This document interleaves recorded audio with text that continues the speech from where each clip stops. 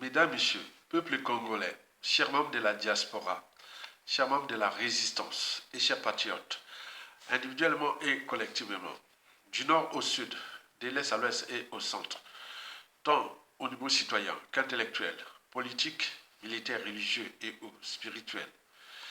Je vous répète que l'enjeu du despote Denis Sassou Nguesso dégage n'est plus politique, ni économique, et encore moins social. Sinon, ça se serait depuis le coup d'État, en passant par 2015 et jusqu'à nos jours. C'est pour cela que je vous rappelle que l'enjeu du Sassou Nguesso dégage devient existentiel, puisque nous sommes politiquement, socialement, intellectuellement, etc., dans le tout.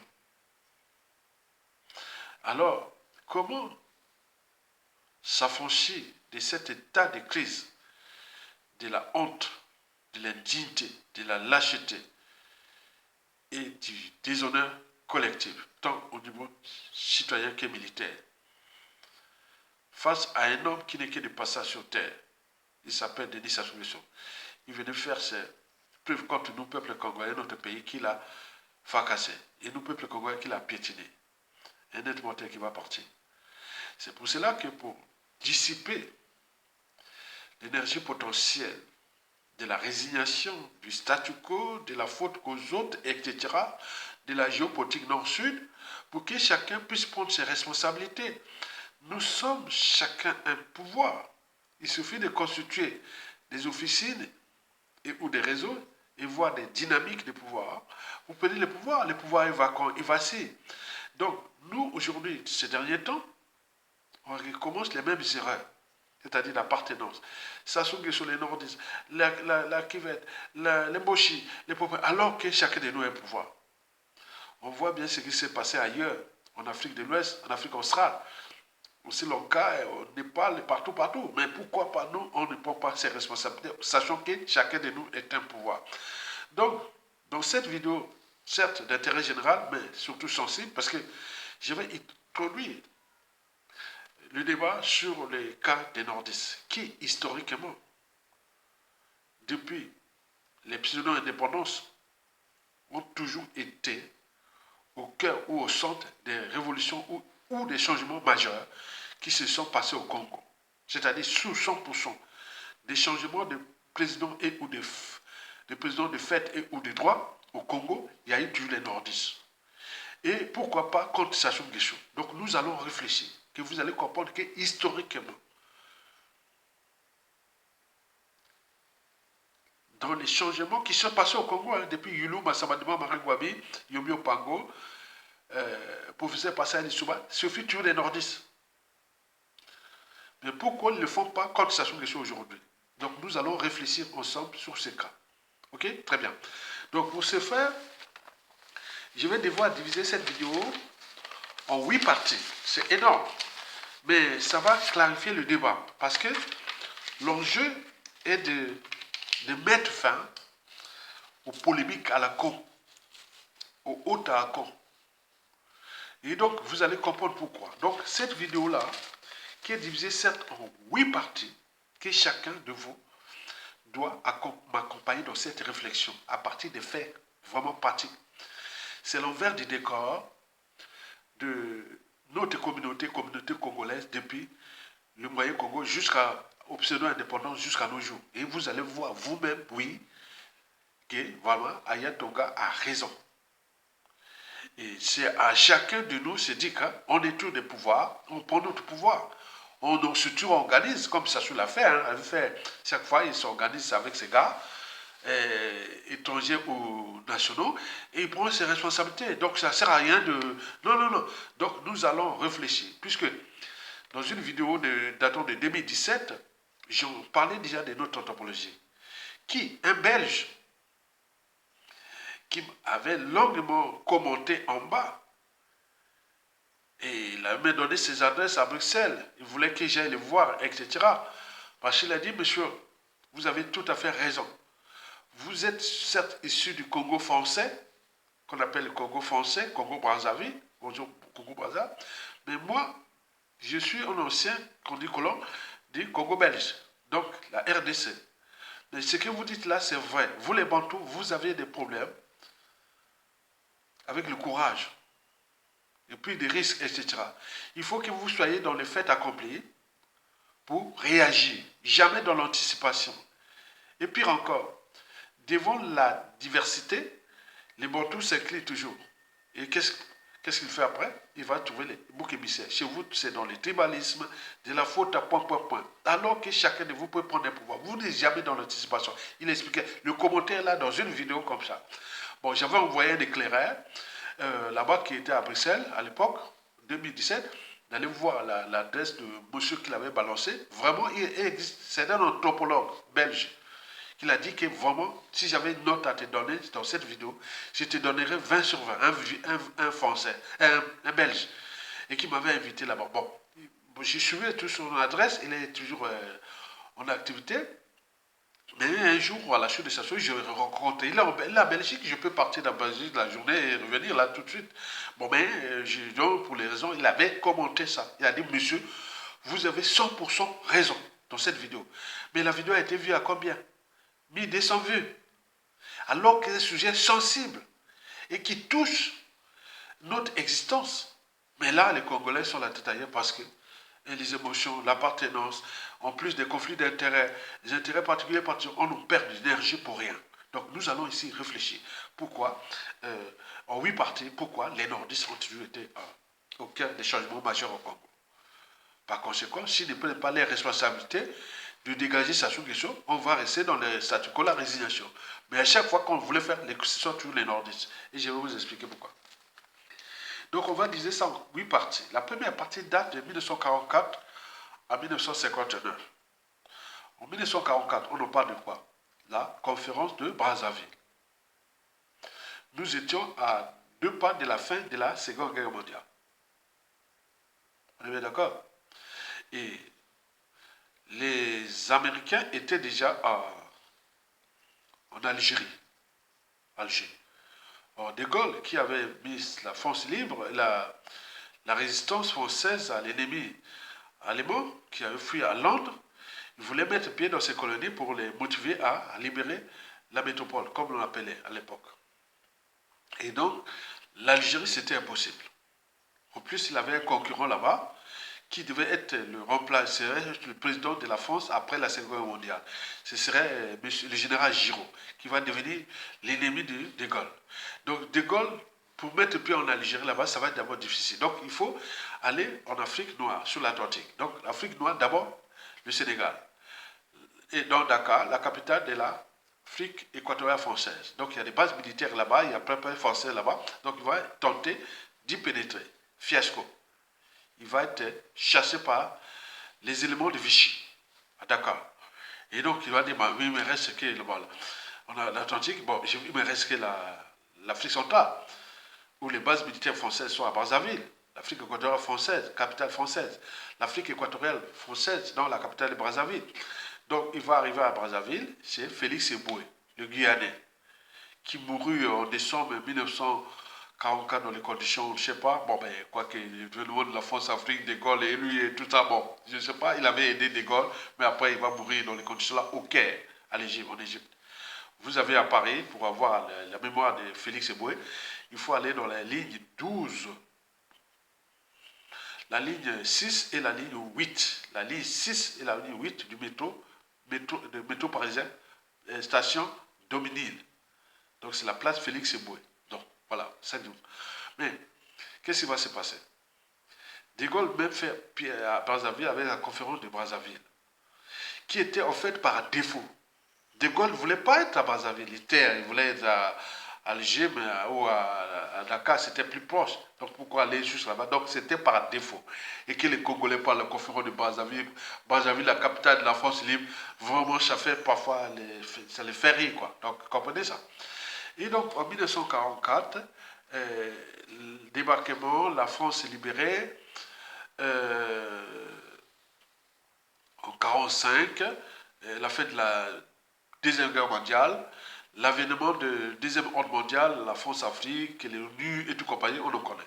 Maintenant, en 1946, sous la 4e République française, on va organiser au Moyen-Congo des élections pour le palais Bourbon, c'est-à-dire l'Assemblée nationale française. Et donc, on va élire qui? Félix Tikaya. Et dans cette liste, il y avait Félix Tikaya, Jacques Opango, le Kikugangold. Je pense qu'il y a eu aussi... Est-ce qu'il était déjà là? Félix Maleka, le père de la basilique Sainte-Anne, ce sont les Maleka. Et donc, Félix Tikaya vient nous représenter le Moyen-Congo à l'Assemblée nationale française sous la 4e République. Puis en 1952, il se représente, mais il est affaibli. Il va être réélu dans les conditions un peu difficiles, mais donc premier Félix Tikaya, deuxième Jacques Opango, troisième Kikuga Gold, quatrième Yulu, je pense, et puis cinquième Félix Malika. Et donc, il va passer cette période de la 4e République de troubles pendant la guerre d'Algérie, les guerres d'Indochine, et point. Donc, toute la période de troubles, donc on arrive à la fin de la 4e République française et l'avènement de la 5e République française, avec le référendum de septembre 1958. En tout temps, Yulu avait déjà commencé à monter en puissance, et donc il va jouer stratégie. Donc, il va certainement s'associer pour le titre de président de la République, au suffrage universel indirect. Il va aller dans la Lukwala, comme il était ancien ministre de l'Agriculture, au départ, il avait distribué les houes, les tout là-bas dans le nord, là-bas, il a distribué les houes, les fusils, les tout. Donc les gens, ça c'est le gars qui paye. Voilà, c'est ça la politique. Donc, Badinga de la Lukwala, qui va choisir Yulu, qui par la suite va devenir son ministre de l'information sur Yulu. On est bien d'accord? Puis, la Sangha, Sambadelo, qui, ce sont des gars de Jacques Opango, nordistes, ils vont aller chez Yulu. Puis, arriver dans la Kivette, chez Jacques Opango d'ailleurs, avec une ville qui était la première ville de lumière de la région, et même du nord, Makwa. On va voir qui? Henri Itoa, qui va choisir Yulu. Il a les tout été joué. Mais non, on va voir le cas de Yabo dans la ligue Kumu, qui était malade, mais certes, Jacques Opango n'avait pas de moyens, mais il pouvait envoyer les gens quand même pour aller consoler son garde qui est déjà en partie, mais rien du tout. Et c'est Yulu qui va venir envoyer les gens, voilà l'argent, et puis lui-même venir consoler Yabo. Et donc, pour les votes là, qui va passer pour le titre de président de la République, janvier, je ne sais pas, en janvier ou février 1959. Donc, c'est Yabo qui va basculer, puisque on va parler que de Yabo, mais on avait déjà les Badinga, les Tchamba, non, on va jouer ça. Et donc, Yulu va être élu premier président de la République. Donc, il va choisir la date vraiment de l'indépendance. Il va exercer premier ministre comme ça, il va choisir la date là, le 15 août, puisqu'il est catholique. Date la, vous connaissez le 15 août, hein, donc l'association et tout ça. Bon, donc on est indépendant. Mais de 1944 au 1946 jusqu'à 1959, jusqu'à cette élection, il va y avoir deux frustrations. La première frustration, c'est celle des gars d'Inimolek et puis du Nord. Inimolek va être représenté par la suite par Nishuba. Au Nord, ça va être représenté par la suite par les Noumazalai. C'est là qu'il va commencer les Noumazalai. Il dit, ah tiens, dans ce jeu-là, on a commencé avec Félix Tikaya, un gars du Vili, de la capitale économique, puis là, Yulu qui vient de là, donc c'est le ping-pong entre le poule et le Quilou. Donc ça va faire des frustrations. Quand est-ce on va, voilà, donc Yulu va prendre le pouvoir en 1959, puis officialisé en 1960, et là, nous finissons cette période-là. Donc les frustrations, comment on dit, les Nord-Sud, comment on se dit là. Qu'on aura le temps de discuter parce que je veux que la vidéo soit courte. Donc voilà pour la première partie, là où commencent les embrouilles. Parce que Noumazalai, qui est du Nord, et puis Pascal Lissouba, bon, et avoir là-bas. Donc, Pascal Lissouba va avoir la tendance de s'associer aux nordistes pour damer le pion à soit au Kwilu et ou au Poule. Mais Noumazalaï va choisir la solution radicale, qui est pour qu'il y ait pouvoir au nord, il faudra maintenant penser au coup d'État. Démographiquement et tout, on ne pourra pas. C'est là où le père des coups d'État au Congo suffit Noumazalaï. On est bien d'accord? Les Noumazalistes sont là. Donc, nous avons fini là, 1944, 45, 59, vous avez déjà compris. Maintenant, passons à 1900, la deuxième partie sur 8. C'est-à-dire de 1959 à 1960, c'est-à-dire sous Youlou. Youlou va être au cœur des 5 enjeux. D'abord, le premier enjeu. Youlou voulait s'affranchir quelque part de la France-Afrique. Ce qui ne va pas plaire à Monseigneur Bernard, qui va voir le beau-frère de De Gaulle, qui était ambassadeur au RDC, qui va mettre toutes les procédures pour virer Youlou, puisqu'il était parti voir les Américains. Et là-bas, chez les Américains, bon, ben, ça commençait à bien faire pour les Français. Au moment qu'ils étaient en guerre froide entre Français et Américains pour les bases américaines qui étaient à Paris, en France. Donc De Gaulle voulait évacuer ces bases militaires, mais Youlou, qui a signé les accords de la France-Afrique, va voir les Américains, ça commençait à bien faire. Donc ça va passer par le RDC avec le beau-frère de Gaulle, et puis Monseigneur Bernard, qui était l'homme fort du Congo à l'époque, il mourit en 2013, 1993, quelque part dans la Normandie. C'était l'homme clé pendant le Youlou, Monseigneur Bernard. Et donc là, ils vont jouer ces choses-là. Et donc, ça commence à bien faire. Déjà, le premier rang de Youlou s'associer avec le président Kennedy, qui était catho, comme lui, parce qu'il n'y a eu que 2 présidents américains catho. Kennedy et puis Joe Biden. On est bien d'accord? Et donc, catho, ça s'assemble. Donc, il va là-bas, et donc, ça va faire la tête à... Ça, c'est le premier erreur de Youlou, qui va associer là pour la... Voilà. Donc, en plus, il va exclure les bases militaires, parce que chez nous, on était vraiment la base militaire française en Afrique centrale, était que chez nous, avec l'aéroport qu'on appelait l'aéroport là où se trouvait Angola libre. On est bien d'accord? Avant Maya Maya. Et donc, ça c'est le premier erreur de Youlou. Le deuxième erreur de Lissouba, de Youlou, qui va conduire là, parce que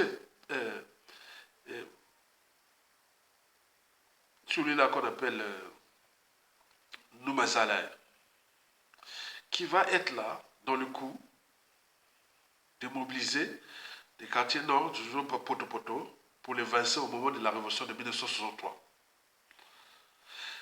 Ça, c'est dire quand il est déjà dans le coup, avec les Morondélés, tout ça là, voilà.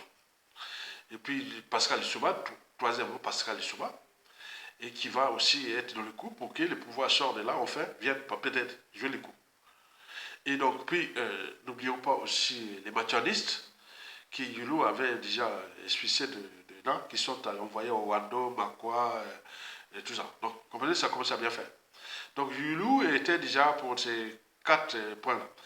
En plus des erreurs personnelles que Youlou a volées pour le... Donc, c'est donné tout. Donc, il était déjà en terrain miné à cause de ses premières erreurs. Alors que politiquement, de 1952 à 1960, il avait joué vraiment nickel. Mais là, il va rentrer dans les temps, on ne sait pas. Donc, on finit la période de 1963, et c'est là qu'on passe à la révolution de 13, 14, 15 août 1963. Donc, l'avènement de Youlou, de Samba Deba. Et c'est là qu'on va avoir 2 individus, disons au niveau national. Il y a Pascal Lissouba et Noumazalaï, qui vont dans le coup de verser Youlou. Noumazalaï n'a pas fini ses études de statistique en France, il était venu faire ça à Toulouse. C'est pour ça, voilà. Ils vont partir là pour aller organiser cette révolution. Donc il y a la France-Afrique qui est dans le coup pour évincer Youlou, mais les teneurs de ça, c'est Noumazalaï, et puis les réseaux des potopoto, c'est-à-dire les nordistes, les Mondelais, tout ça, qui vont jouer le coup. Cette révolution-là. Donc on dit, bon, ben, écoutez, militairement, on n'a pas de force, etc. Donc on va faire, il passe son nom à empoisonner à Massa Madeba, qui va prendre le contrôle du pays après. Parce que en 1963, pour Noumazalaï, c'était vraiment l'occasion de prendre le pouvoir. Mais non, on ne peut pas. Donc on va travailler dans le pouvoir de Massa Madeba. Et qui, Pascal Lissouba va rentrer aussi dans le coup pour ramener le pouvoir de Paul à l'île Molek. Et Noumazalaï s'y pose déjà au coup d'État. Donc il va rentrer le pouvoir de Massa Madeba. De 1900, troisième partie de 1963 à 1968. Vous avez vu déjà des histoires de 1965, Mathieu Kota pour Abou Machemé, puis arriver les événements de 1966, où Massa Madeba va avoir des problèmes avec Mahan Wabi. Et c'est Yobi Opango et Sassou Nguesso qui vont libérer Mahan Wabi. Et donc Sassou Nguesso commence à avoir ces galons-là. Et donc là, on en passe là. Donc, on voit qu'il y a toujours des nordistes. On est bien d'accord. Et donc, on arrive à la révolution de 1968. On voit, dans ce jeu-là, dans la libération-là, c'est tous les nordistes, 100%. Même s'il y avait le conseil national, voilà, tout ça, mais c'était des militaires qui, c'était déjà Noumazalaï là qui appliquait. Parce qu'en 1966, il prend la tête du gouvernement, et donc il va mettre toutes les stratégies, toutes les temps pour mettre le pouvoir arrive au nord par le coup d'État de Marie Wade en 1968. On est bien d'accord? Mais dans la période de 68 à 77, c'est bien connu. C'est anti-nordiste, c'est tout ça, quand Sassou Nguesso, Marie Wade va remettre le pouvoir aux sudistes, à Massa Madeba. Bon, vous voyez comment ils sont rentrés, ils sont complotés, les nordistes sont rentrés, bon, il a assassiné Marie Wade. Mais on arrive Yobi Opango. Yobi Opango, on a déjà la France-Afrique qui est dans le coup. Donc, Yobi Opango, de 77, c'est-à-dire la cinquième partie, 77 à 78, à 79, c'est la force africaine qui est déjà là dans le coup pour placer Sassou Nguesso. Donc, toujours anti-nordistes, on est bien d'accord. Maintenant, de 79 à 6e partie, de 79 à 92, tout ce qui s'est passé, déjà, les conséquences des assassinats des nordistes par Sassou Nguesso, des Katali, Piranga et tous les Kongono, voilà, donc, voilà, des choses comme ça. Donc, tu comprenez ça? Donc, ça va être vraiment chaud. Et donc, arrivé en 1991, ce sont les nordistes qui vont empêcher Sassou de continuer. Donc, le général Jean-Marie Michel Mokoko, qui voulait quelque part régler ses comptes par rapport à ce qui s'est passé au Congo, qu'on l'avait pris dépourvu, et en plus la tentative de son élimination, donc il va être vraiment contre Sassou Nguesso. Vous avez les syndicalistes Bokama Ngoma, et puis les militaires général Raymond Damangolo. Donc on voit que cette période-là, ce sont des nordistes qui vont jouer les rôles clés pour virer Sassou Nguesso. Puisque la même période, malgré la fin de la guerre froide, la dislocation, l'implosion de l'Union soviétique, la conférence de sommet de la Baule, etc. C'était la tendance à l'époque. Mais imaginez-vous qu'au Gabon, Omar Bongo avait résisté, non? Il y a eu même un coup d'État au Tchad, début en 90. Il y a eu même Paul Biya qui a résisté jusqu'à aujourd'hui. Mobutu a certes joué un peu la prolongation parce que les Américains l'avaient déjà lâché. Et donc, il va jouer ça. Donc, mais ceux qui vont être au cœur de cette affaire-là, ce sont des nordistes. On est bien d'accord? Donc, aujourd'hui, il reste que Mokoko. Mais quand on voit historiquement, on voit toujours le monde nordiste. Et puis, arrivé la période de septième période, septième partie, de 92 à 97. Mais tous ceux qui vont perturber les pouvoirs des Lissouba, ce sont des transmis du PCT, certes, qui sont des sudistes, mais les donneurs d'ordre, c'était Sassou Nguesso nordistes qui perturbaient tout ça avec ces gars. On est bien d'accord? Et puis, arrivé 97 à nos jours, Sassou va comprendre que, ah tiens, il faut désinguer les armées. Puisque nous, au niveau population, les Congolais du Nord ne pourront pas mobiliser pas, et voilà. Donc, il va désinguer les armées et menacer tous les gars du Nord là. Ils sont là dans le statu quo. On est bien d'accord, non? Donc, d'un point de vue historique, en partant de 1959, qu'on a déjà dit, parce que je vais vite pour que la vidéo ne soit pas longue, vous voyez comment je suis un peu pressé. Donc, 59, c'est 44 à 59, la coupe était pleine pour les nordistes. Qui ça se passe que dans le sud, dans le Poul, même dans les Nibolais qui commençaient à avoir. Maintenant, on arrive en 1959, ce sont les nordistes qui vont être dans le mouvement de 1959. On est bien d'accord? Ceux qui vont gagner la guerre, non, là. Mais en 1963, toujours les nordistes, avec les Morlandais, avec tout ce que je vous ai expliqué. 68, toujours les nordistes. 77, les nordistes. 79, les nordistes. 91, 97, toujours les nordistes. On est bien d'accord, non? Mais non, après, depuis 1997 à nos jours, pourquoi ça patine? Pourquoi ça bloque? Parce que ça, sur la terre, bien compris. Il suffit de désinguer les armées. Et ça, sur la fin, il a bien travaillé ça. Il a désingué les armées congolaises. Et donc, au niveau de la mobilisation, il sait bien que les nordistes ne sont pas nombreux. Si la capitale du Congo, politico-économique, était quelque part dans la Kivette ouest, ou même dans la Kivette à Makwa-Wando, ou même dans la Songa et ou la Nicolas, ça ne serait plus là.